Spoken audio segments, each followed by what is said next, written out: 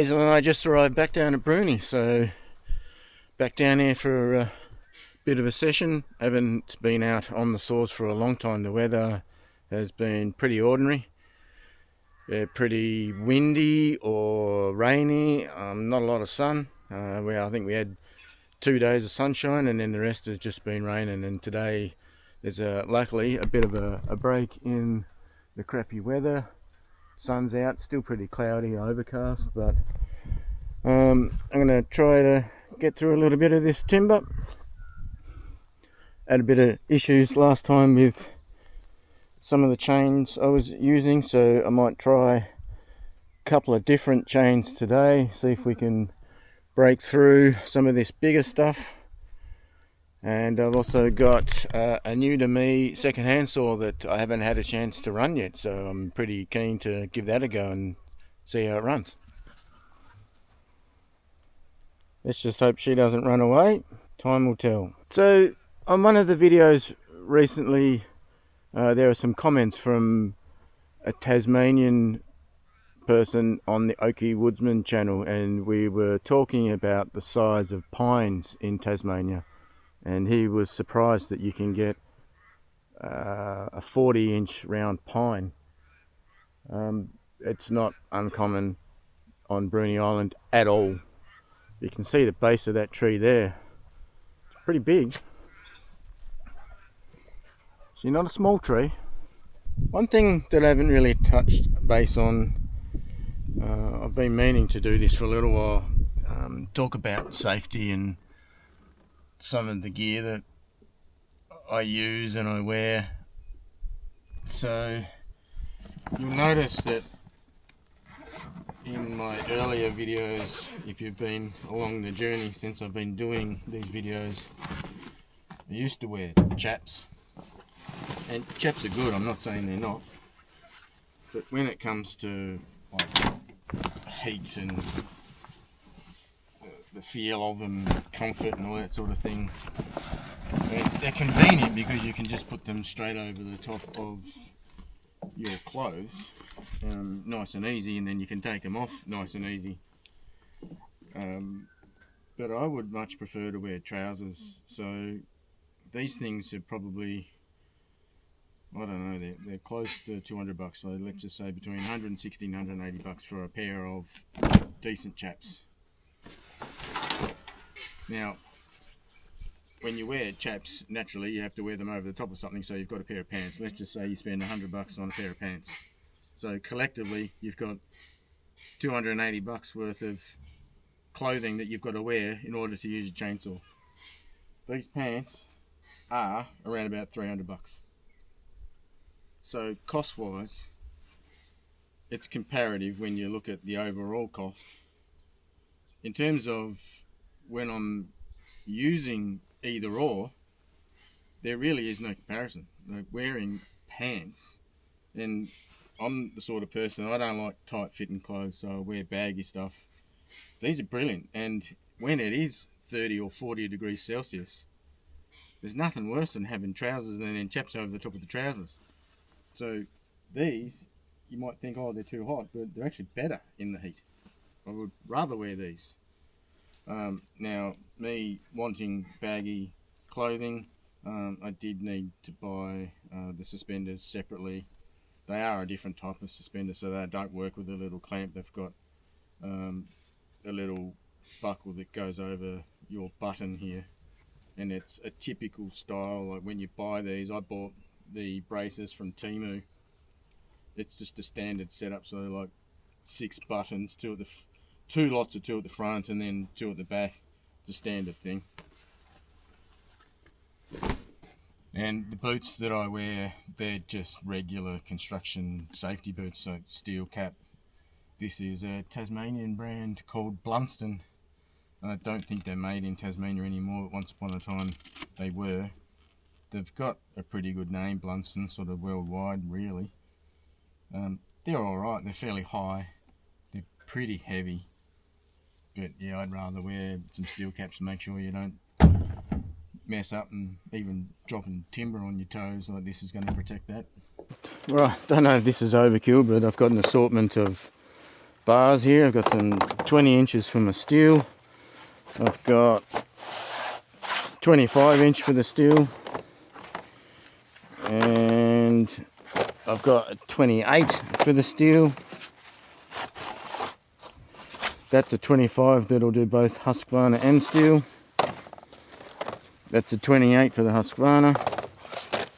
That's a 20 for the Husqvarna. And that's a 25 for the Husqvarna.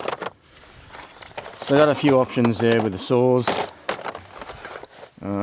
Obviously with the bigger stuff here, a 20 is not going to cut it. So straight on to the 28. Try the Husky first. Just check the integrity of that chain. It's the one I used last time that I was down here. It's still really sharp, so that'll be fine.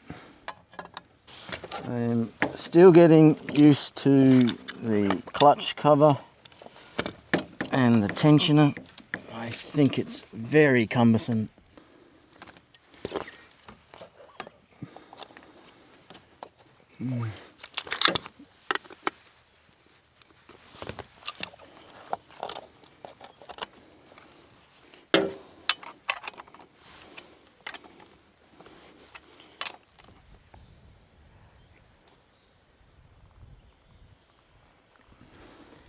I'm running a muffler mod on this saw. I made a pipe up, and when I did that, I have noticed that there is some premature wear on the piston. There's a little bit of rubbing, and there is a couple of marks on either side of the exhaust port running up and down on the piston. They're really small. I mean, I had to get the torch to see them. In the natural light you can't see them, but they're there. So I'm a bit disappointed about this saw, to be honest. I've hardly used it. This will probably be my 7th time using the thing. So it's really fresh. I mean, you can see the bar. I don't run a dull chain. I use 40:1 in the fuel mixture. The manual that comes with it says to use 50:1. I've run it in. I always warm my saws up. I always say that in my videos. I will let the saw warm up before I go cutting big stuff like this. And I also let it warm down. So I understand that people are going to say, oh, well, you know, you've misused it, or you haven't done this, you haven't done that. Well, I'm fairly particular with my stuff. Gone to a lot of trouble to prolong the life of it. And if I didn't mess around with the muffler, I'd be none the wiser. I'd just be running it like it was, thinking that it was a brilliant saw, but they're not as good as steel. Sorry, that's a fact. But in saying that, the 365 Special is a 23-year-old saw, and I pulled the muffler off that to have a look at it, and I've got a video of it, and it's pristine, not a problem with it. So I don't know what fuel mixture that the people that had that saw were running. I can only put it down to the fact that these mufflers that come on them stock are so restrictive that they build up heat. Now, they do seem to run really hot. Yeah, so I don't know. But we'll warm this saw up. It's the first time that I am going to use this pipe. I have made a bit of a modification to it. I had a washer on there with a spark arrestor in it. So I've taken that off just to see what the difference is.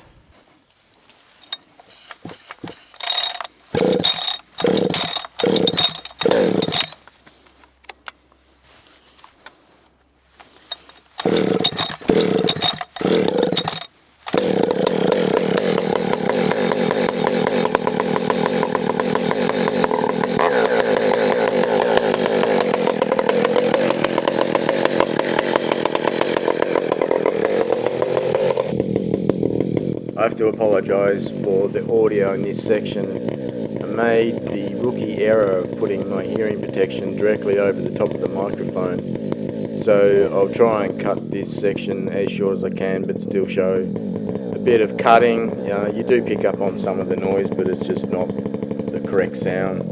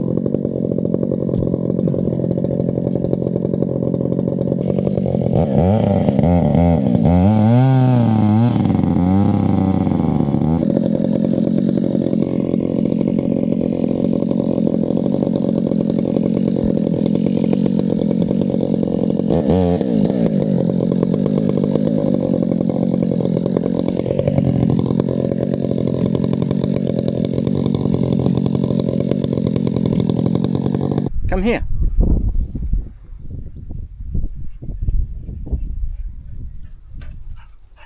Stay here, you shit. Let's start up the clone. One thing I always forget to do is put it in the on position. Chain seems like okay, but it's not running too smooth. Hopefully when I warm it up that'll loosen up a bit. Hey! So another pipe here, bit of a different design. Create a bit of back pressure there, probably going to be just as bloody loud. Anyway, it's just a bit of fun. So this thing seems to have developed some weird thing with the fuel, like the vent's not venting. But I did actually change the vent over on it and it hasn't made a difference, so I don't know what it is. And since I got it, and when I first got it, it never used to leak oil, and now it eats oil. She leaks like a sieve. And you'll notice I'm using a little tube so I don't spill the oil. I never used to use a tube, but these containers you don't really need to, but the Husqvarna one with that sort of dip in it you definitely do. That's why I was spilling it all the time. Anyway, let's see how this thing carries on. While I'm at it, just have a look at these rakers. So I've got them in the hard position, and I'm just trying to get that on there. It's a slightly lower. It's actually in the soft position, so it's probably a little bit too deep. This thing seems to start up pretty well.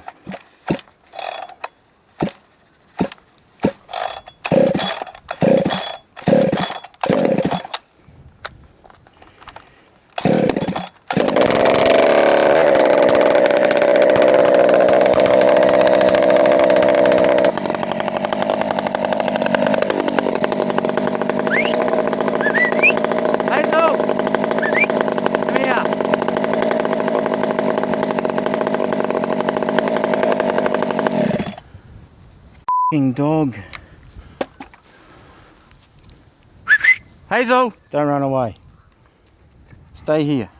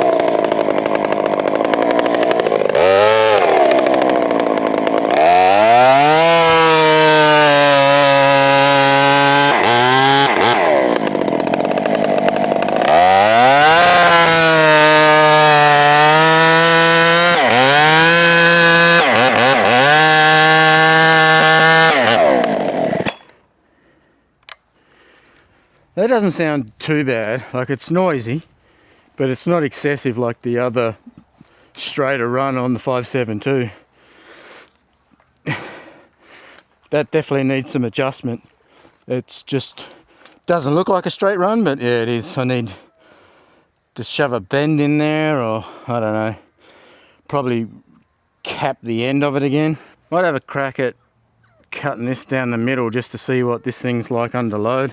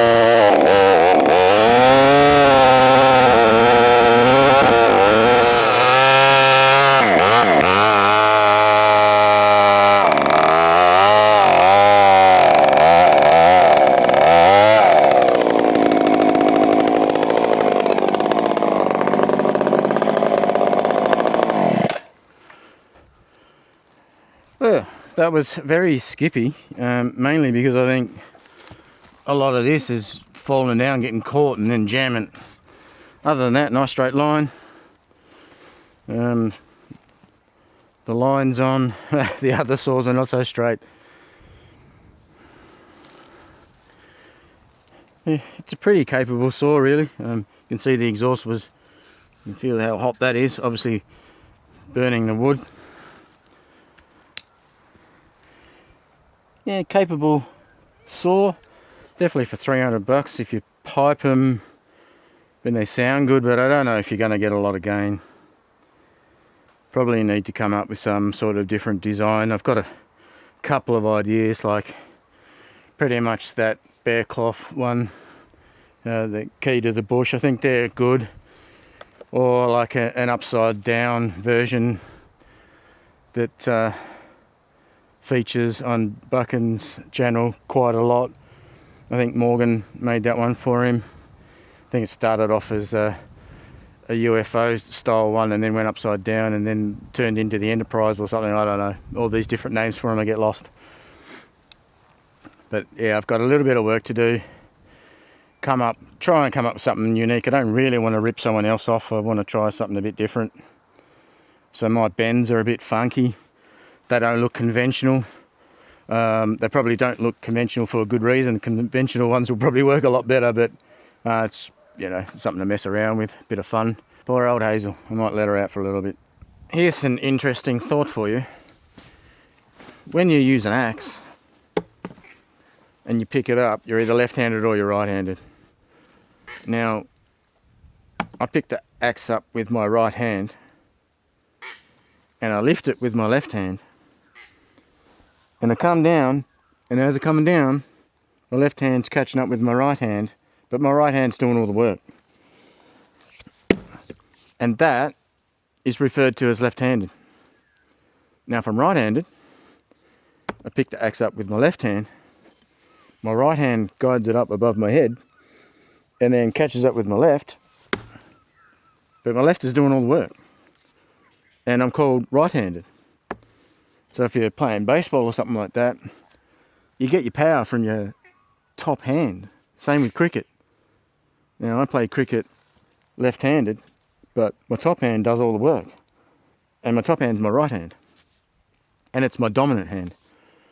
So I'd argue the fact that as an axeman, you're not actually left-handed. If you pick it up like this, you're right-handed.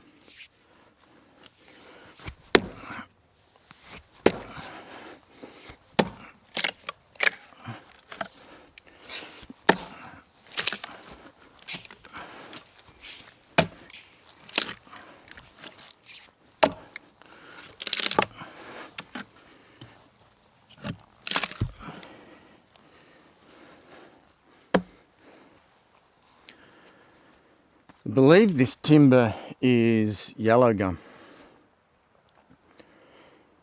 So if you look up the Janker scale for yellow gum, you find that it varies, but it varies from 11 kilonewtons to 14 kilonewtons. And to give you some sort of comparison, in the US, white oak is about 6. So this stuff here is easily twice as hard as white oak. And like the wear and tear on saws here is just crazy. Like we do stuff that makes it look like we don't know what we're doing, or saws are underpowered or something like that. So yeah, you have to be careful with your oiler, the height of your rakers. It all adds up. Fuel mixtures, I suppose, too, so you don't overheat your saw. It's all relative to cutting hard timbers. So conditions here are pretty rough, and I'm in a little island state of the south of Australia. It's called Tasmania. And our timbers, they're pretty hard, but I don't think they're the hardest in Australia. I think Some of the harder stuff comes from Western Australia. Some of the gums over there, I'm told, like slow growing stuff, they're super hard. Really, you just can't split the stuff. When I use a splitter, like a hydraulic splitter, we use a 40 ton, and sometimes a 40 ton won't get through this timber. That's how hard it is, especially when there's knots and stuff. And like most timbers, there's that sort of period where the timber's green, then it goes dry and becomes harder to split, but then as it gets drier and drier and drier, it sort of then becomes easier again. It's a weird sort of situation. At the moment, just splitting that there, it wasn't super easy, but it wasn't super hard. You can see a nice straight grain structure, so it splits reasonable, but when I get towards the middle there and this other junky stuff here, it's going to be hard. I won't be able to split it by hand anyway. This is where I'll finish this video up. It's getting a bit long, we're over about half an hour, so I'll make another video of the rest of the footage. I've got another couple of saws that I end up using, so please stay tuned and watch my next video. Thank you.